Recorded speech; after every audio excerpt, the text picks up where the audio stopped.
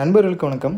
நம்ம வீட்டு தோட்டத்துலேயும் மாடி தோட்டத்துலேயும் சூப்பரான ஒரு தரமான தண்டுக்கீரை விதை அறுவடையும் விதை நடவு முறையும் இந்த வீடியோ தொகுப்பில் பார்க்க போகிறோம். ஒரே ஒரு சிவப்பு தண்டுக்கீரை எந்த அளவுக்கு வளர்ந்துருக்குன்னு பாருங்கள். இந்த மாதிரி என்ன பண்ணனா வளரும் அப்படிங்கிறதையும் இந்த வீடியோ தொகுப்புலேயே பார்க்கலாம். ஃபஸ்ட்டு மண் கலவையும் விதைக்கிறது எப்படி அப்படிங்கிறத பார்க்கலாம். நான் ஆல்ரெடி அறுவடை முடிஞ்ச செடிகளை நைட்டே நான் வேரோடு பிடுங்கி வச்சுட்டேன். பிடுங்கி வச்ச கீரை செடிகள், வாடின கீரை செடிகளை ஓரமாக வச்சு விதை எடுக்கிறதுக்கு தனியாக வச்சுக்கலாம்.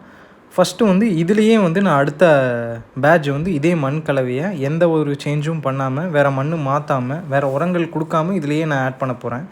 ஏன்னா லாஸ்ட் டைம் உடனே மக்கிற இலைய தலைகளும் போட்டிருந்தேன், லேட்டாக மக்கிற காய்ந்த கட்டைகளும் இதே பேக்கில் கீழே போட்டிருந்தேன். ஸோ அப்படி பார்க்கும்போது உங்களுக்கு இலைகள் மக்கி அதோடய சத்துக்கள் எல்லாமே இப்போ நட்டி வாடின செடிகளுக்கு போயிருந்திருக்கும்.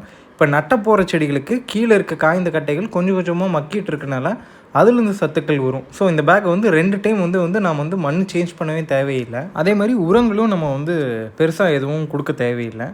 ஸோ இப்போ நம்ம என்ன பண்ண போகிறோன்னா, மண்ணும் மாற்றலை, உரமும் கொடுக்கல அப்படிங்கிறதுக்காக மண்ணை கிளறாமல் நான் அடுத்த செடிகள் நட்ட முடியாது.